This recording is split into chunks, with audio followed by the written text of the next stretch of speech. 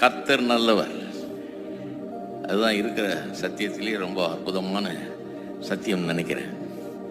இது எல்லாருக்கும் தெரிஞ்சிருக்கும்னு நீங்கள் நினைக்கிறீங்க. நான் சொல்கிறேன், நிறைய பேருக்கு இது சரியாக தெரியாது.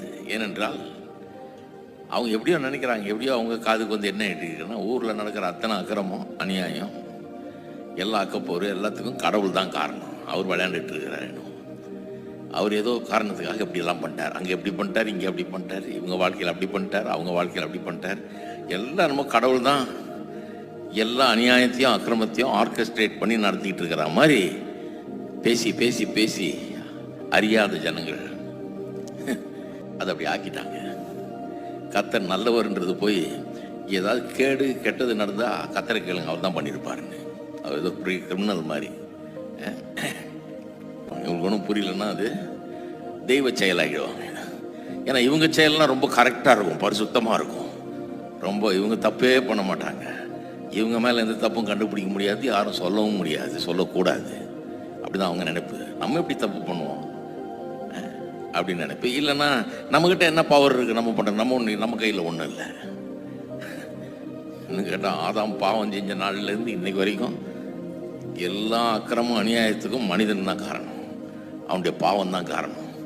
அவன் உலகத்தில் கொண்டு வந்து விட்ட வாசலை திறந்து விட்டு பாவத்துக்கு பிசாசுக்கு அதுதான் காரணம் ஒழிய கடவுள் காரணம் அல்ல. ஆதியாம் முதல் 2 அதிகாரத்தை வாசிங்கன்னா அற்புதமான ஒரு பூமியை உண்டாக்கி மனுஷனை வச்சு அற்புதமாக வச்சார். கடைசி 2 அதிகாரத்தை வாசித்தீங்கன்னா கடைசியில் எப்படி எல்லாத்தையும் ரெஸ்டோர் பண்ணி நல்லா ஆக்குறாருன்றதை கடைசியில் வாசிக்கிறோம். தவிர மீதியெல்லாம் நடுவில்லாம் இந்த மனுஷன் கொண்டு வந்த பாவமும் அதன் விளைவுகளும் அதன் மத்தியிலும் கர்த்தர் நல்லவராக இருக்கிறார்.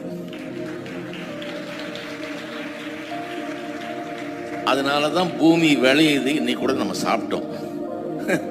நம்முடைய பாவத்துக்கு கர்த்தர் சரியான தண்டனை கொடுத்துருப்பாருன்னா விளையிறது அன்னைக்கே நிறுத்திருக்கலாம். இனிமே சூரியனை உதிக்காது போன்னு சொல்லியிருக்கலாம், மழையே பெய்யாது போன்னு சொல்லியிருக்கலாம். அவர் சொல்றார், இல்லை இல்லை இதெல்லாம் நிறுத்த மாட்டேன், நான் இதெல்லாம் வந்துக்கிட்டே இருக்கேன். ஏன்னா அவர் தயவு பாவ மனுஷனுக்கும் பாவ உலகத்துக்கும் கூட கிருபை காட்டுறார், தயவு காட்டுறார். அதுதான் கர்த்தர். 4 சீசன் கரெக்டாக வந்து போதே, அதுதான் நம்ம கர்த்தர். பூமி விளையுது, பலன் கொடுக்குது. அதனால தான் விவசாயிகள் விதைக்கிறாங்க, பலனை எதிர்பார்க்குறாங்க. அதுதான் கர்த்தர். பாவத்தின் நிமித்தம் அந்த சாபத்துக்கு பிறகு இவ்வளோ நல்லது நடக்குது. பாவம் வராமல் இருந்திருந்தா, அந்த சாபமும் வராமல் இருந்தால் இன்னும் எப்படி இருந்திருக்கும் பாருங்க. நீங்களும் நானும் விசுவாசிக்கிற கர்த்தர் நல்லவர். ஆண்டவராகிய இயேசு நமக்கு வெளிப்படுத்தின கர்த்தர் நல்லவர்.